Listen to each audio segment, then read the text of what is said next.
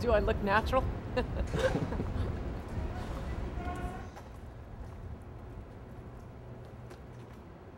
Ann. Oh, good, I am in the right place. Yeah, Sam Milliken, nice to see you. How Hi you there. doing? Nice to meet you. Great. Okay, come on in this way. I'll pick up in the elevator. Okay, this is John.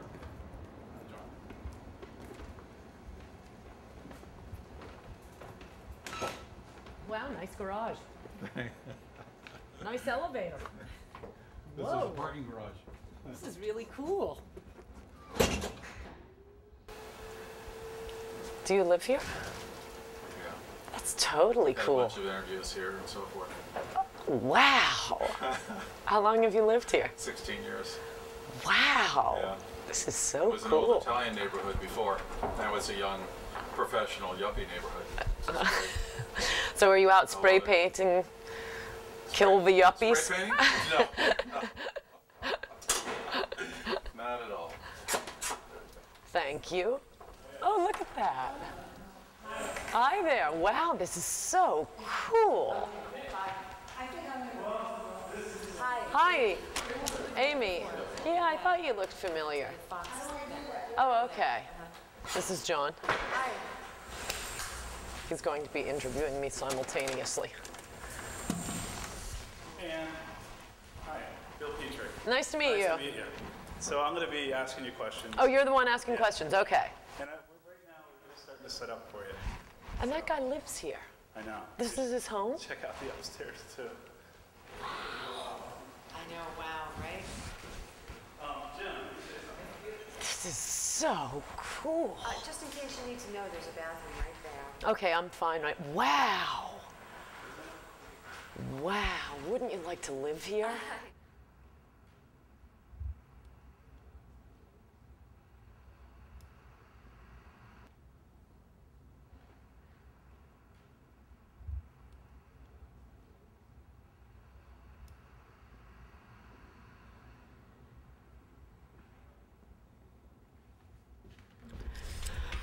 You know, I'm always introduced as Fox, Fox, Fox. I'm not tied to Fox. Right. And in fact, I'd say in the last couple of months, I've done a lot more on MSNBC and CNN.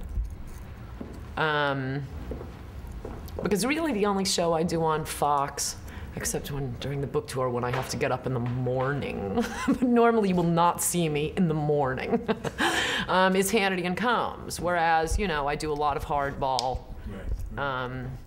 Crossfire, Buchanan and Press, Scarborough. Yesterday I was on with Wolf Blitzer. There are only, less CNN, there are now only 3 shows I will do on CNN.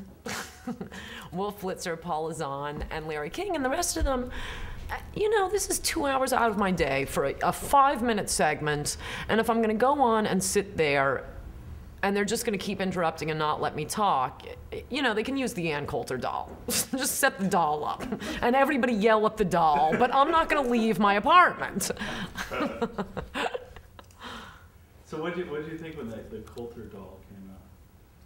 Well, my agent had negotiated with the guy so that I'd have approval of what the doll looked like. And at first, you know, I thought it was funny. But then I got it, and I was just telling John, we were going back and forth and back and forth. They're sending me various dolls. And, you know, I'm not being vain about this, but for one thing, I think it's going to sell if it looks a little more like me. I gave up on that pretty quickly. And then I just wanted it not to be, like, demonic looking. Right.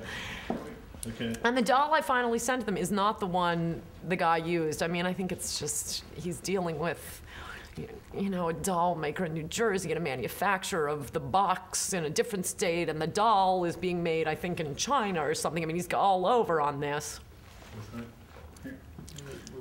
So I want him to switch which doll it is, but I think it's a hoot. Also, I think I haven't listened to them all, but I've seen them on the internet. I didn't know which sound bites. You push it and it talks. That's what I heard. And they got it like from speeches I've given TV and from the taped books. And I mean, this is just, you know, from my vast experience playing with dolls. I think you want it to be a shorter segment. Some of them are just too long. Right. You don't want to push a doll's, you know, belly and have it go on for 6 paragraphs. You want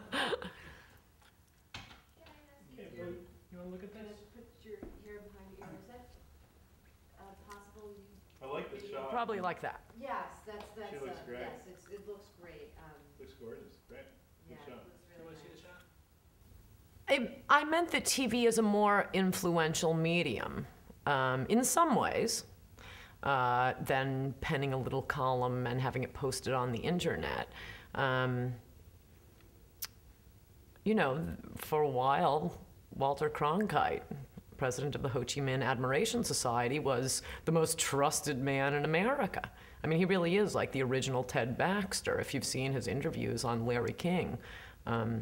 His searing insight on the issues of the day are not what would really strike you about this man, but he has a deep voice and, you know, he seems authoritative. He is the original Ted Baxter. People sit back and see TV and, well, they have it on TV, it must be true. You feel like, you know, you're in a car accident, you have to rush home and see if it's reported on TV to know whether it happened. Why did you want to go on television in terms of, in regards to the news? The full truth of the matter is that I was living in Washington, D.C., working for the Senate Judiciary Committee. I just moved from New York. I hated Washington, and MSNBC was starting up, and they auditioned me, and they were going to fly me to New York once a week, put me up in a hotel, and all I had to do was go on TV and prattle about politics, and I could stay in New York. So that was how it started. And then, you know, I actually enjoyed it. I think TV is, I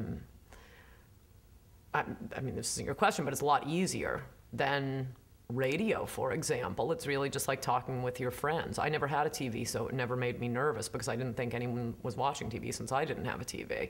And you're just sitting around chatting with people. And I happen to like politics. I mean, that's what I'd be doing off camera anyway, especially when I was working for the Senate Judiciary Committee, working in Washington. Then I went to a public interest law firm. This is at the beginning of when I was doing TV. You know, they were always talking about often legislation that I was actually working on. So it's probably pretty much what I'd be doing off camera, but I got to fly to New York and stay in a hotel. Well, you know, you've written and talked a lot about the media, and I'm wondering, like, how much of your day, how much time do you spend actually watching news, following news, that kind of stuff? It's frightening to admit.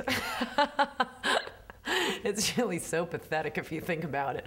Probably 100% of my day. Not so much watching TV, though sometimes I do that, but reading the Trees and Times, and then I go on the internet.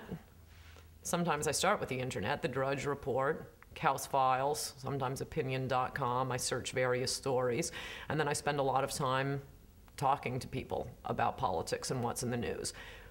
Watching it, not quite so much, because I find it frustrating when I don't like what's being said on TV, not being able to respond. And for the young Republicans of Philadelphia? Excellent. Republican? My friends are young Republicans of Philadelphia. Drexel campus. They'll be so proud of me. What, you're not a Republican? I'm pretty centrist. I can't help it. I went to school in Pittsburgh, and I've got my super liberal Pittsburgh friends. I've got my super Republican, my super conservative Philly friends. I Listen to your Philly friends. I like to take the middle